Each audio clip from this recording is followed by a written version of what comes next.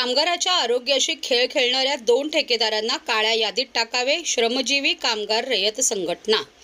Metro waste handling private limited या ठेकेदाराकडे कार्यरत असलेल्या सुमारे 55 कामगारांना कामावरून कमी करण्याच्या बेकायदेशीर कारवाईच्या निषेधार्थ कामगारांनी आज ठाणे महानगरपालिकेच्या कार्यालयासमोर धरणे आंदोलन केले. यामध्ये जानेवारी 2020 पासून वार्षिक रजेचा पगार न देणे, फायलेरिया विभागातील कामगारांना 2 महिन्यांपासून पगार न देणे याबद्दल वारंवार पत्रव्यवहार पाठपुरावा करून सुद्धा न्याय मिळत नसल्यामुळे नाईलाजास्तव हे धरणे श्रमजीवी कामगार रयत संघटनेच्या नेतृत्वाखाली हे आंदोलन छेडण्यात आले. कामगारांच्या व नागरिकांच्या आरोग्याशी खेळ मांडणाऱ्या नियमबाह्य ठेकेदार metro waste handling private limited आणि अरेरावी करणारे बालाजी ट्रान्सपोर्ट या दोन्ही ठेकेदारांना काळ्या यादीत टाकावे आणि त्यांची पाठराखण करणाऱ्या अधिकाऱ्यांवर योग्य ती कारवाई करावी, यासाठी हे आंदोलन छेडण्यात आले आहे. मी शिपी तलाव येथे नगरपालिका नियुक्त मेट्रो प्रायव्हेट लिमिटेड येथे कार्यरत आहे. माझे नाव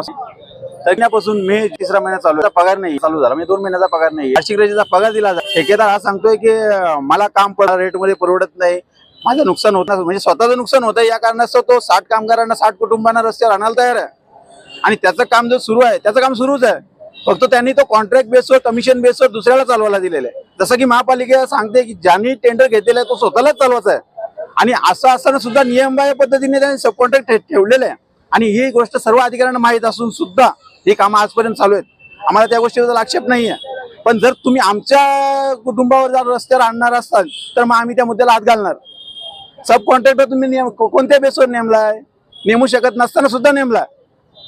आणि या बेसवर तो मला त्याच्याकडे वाहनं नाही आहेत, त्याच्याकडे वाहनं नाहीत, स्वतःची वाहनं आहेत ते टायगरला आणि हा बेसवर कॉन्ट्रॅक्ट बेसवर खासगी वाहनं भाड्याने बोलवतोय. याला 3-4 हजारात वाहनं मिळतात बाहेरून, मग त्याला स्वतःला 3-4 हजारात वाहनं मिळत असेल म्हणून आम्ही आमच्या पोटाला हात मारणार का तुम्ही? हे आम्ही कदापि सहन करणार नाही. जो कोणी ठेकेदार आहे त्याचा आणि महापालिकेचे काही अधिकारी त्याचं कुठेतरी साठलोट असल्याचा दुसरं प्रथमदर्शनी तेच दिसतंय. कारण आमची बाजू घेणारा फक्त आम्हीच आहेत आणि आमची श्रमजीवी संघटना आहे. दुसरा आमचं कुणी इथं बाजू घेणारा नाहीये. यावरून तर हेच प्रश्न जसा तुम्ही प्रश्न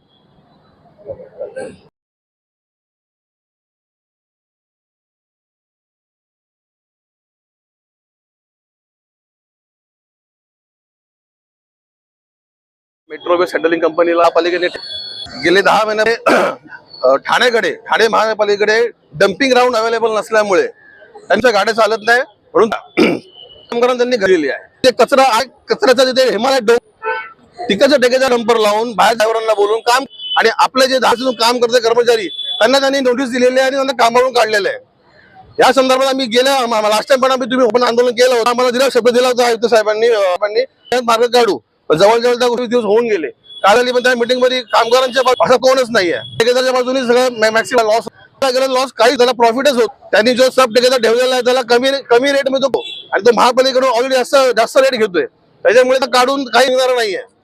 तरी तो वाल की मला लॉस म्हणून मी काम कामावरून आणि जूनचा पगार मे आज 2 कामगारांना पगार नाहीये. कशी परिस्थिती काय त्यांनाच माहिती आहे. सनी केलेलं आहे. आम्ही कुठेतरी बसू. जो 2 महिन्याचा पगार येत नाही तो पण राहू. आमच्या फॅमिलीला पण घेऊ. कांबळे साहेब वारंवार तुम्ही महापालिका आम्ही मागणी करत नाहीये. आम्ही आहे जो पगार कामगारांनी केलेला आहे तो 8 ठेकेदाराचा 5 वर्ष झाले नाहीये. जर त्याला नसेल त्याला त्यांनी काम सोडून द्या. ठेकेदार बनणार आहे मध्ये बरोबर ना. 850 रुपये रेट घेऊन काम करतोय तर काही आहेत ना कमी काम करून घेणारे आहेत. आज सब ठेकेदारच्या बाला सगळंच काम करतोय आणि त्यावर काम करतात ना.